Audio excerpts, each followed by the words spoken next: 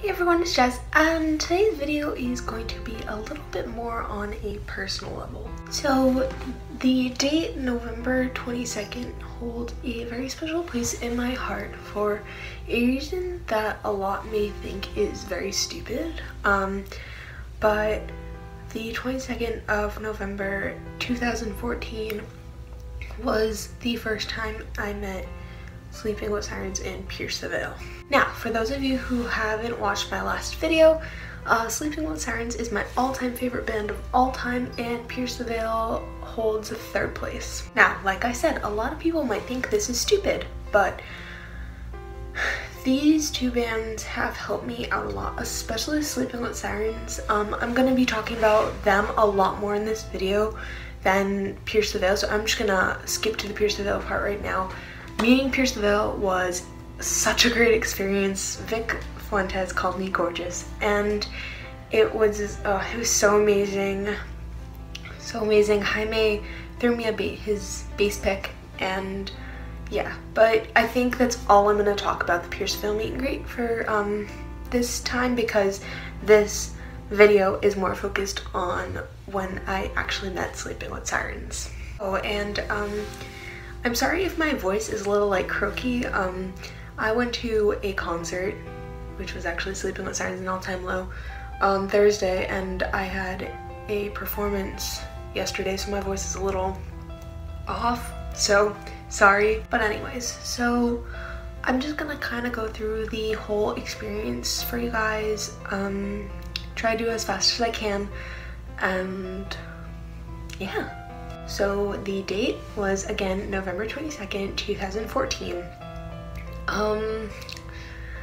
I started that day, I got my hair dyed. I got my hair dyed salmon pink.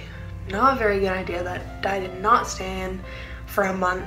It stayed in for like 2 days, and then it died out, faded out. So bad.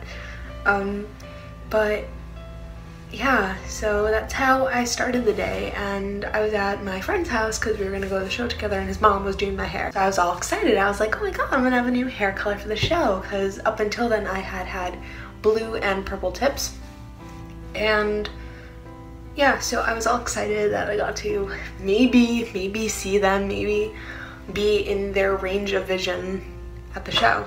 And this was pretty much my first technical concert. The only one I've been to before this was One Direction, and no, it's not really a rock show, so I consider this probably like my first real concert, so it was kind of a big deal. So yeah, so I was all excited, and then my dad comes to pick me and my friend up for the show, and my dad whispered something into the ear of my friend's mom, and she was like, okay guys, have a good time. And I was like, I didn't really know what was going on. I'm like, all right, cool. So we went in the car and we drove really fast.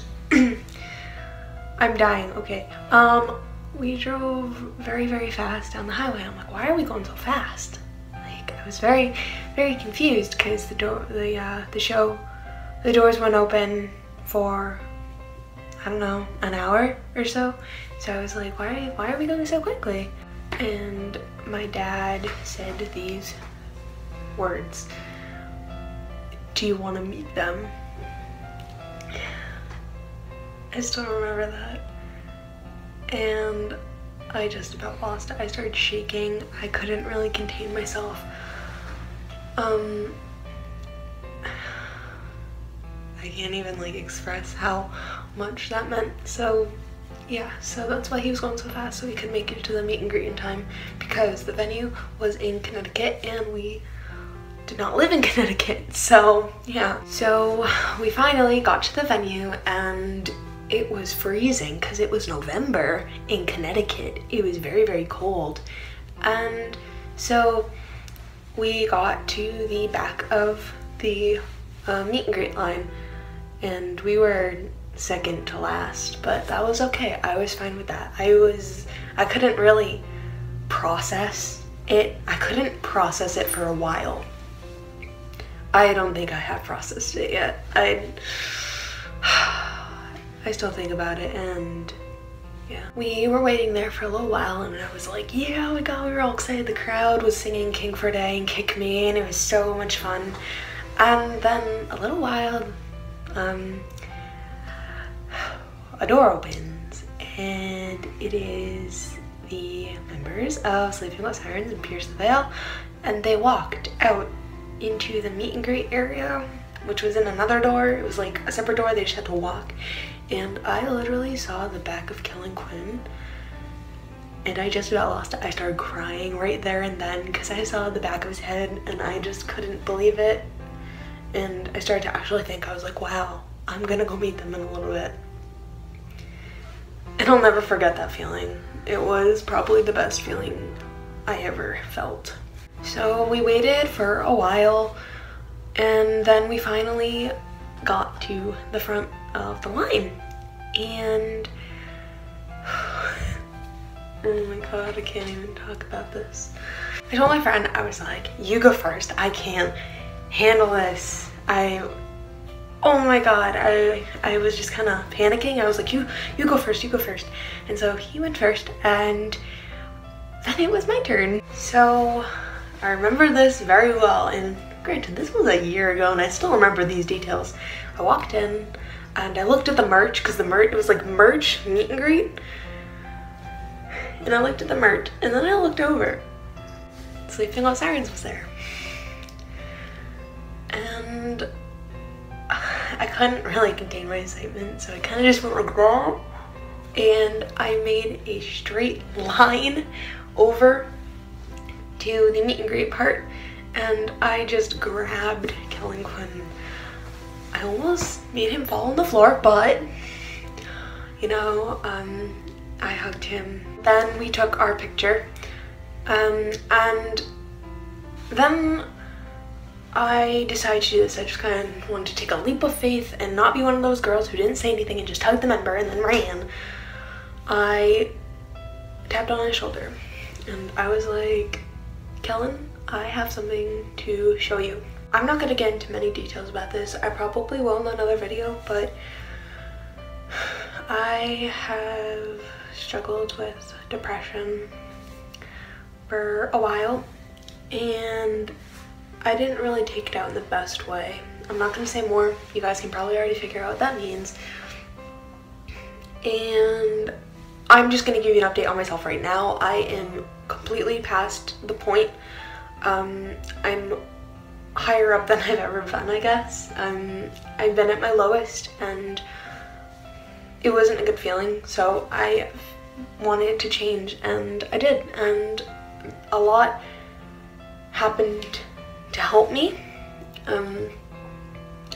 but I'm a lot better than I was. I was wearing a pink sweatshirt and I rolled up my sleeve and it's not what you're thinking. It's not what you're thinking.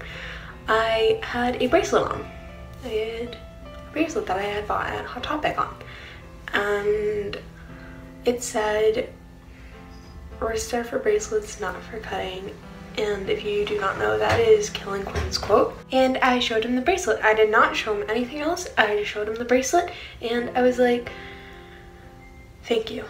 I just said those two words because words couldn't really form out of my mouth at that point. I was about to cry. And I remember his response exactly, word by word. He said, "I'm so proud of you. Keep it up." And that still today gets me whenever I think about it.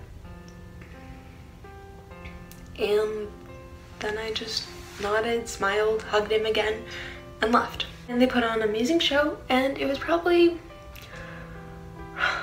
the best time of my life. And that's why that date means so much to me.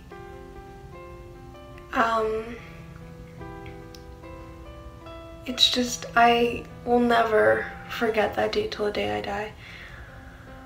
I've written about it.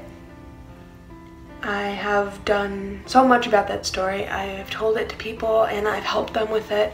And maybe this story helps you guys in some way. And yeah, that's pretty much it. Thank you guys so much for watching. I hope you enjoyed this. Now you know someday that means a whole lot to me. Please give this video a huge thumbs up and subscribe if you're not already. And if you've ever met one of your favorite bands and you have a similar story, you can leave it in the comments below. Why not, you know? This is a safe space, and maybe I'll reply to you if you comment.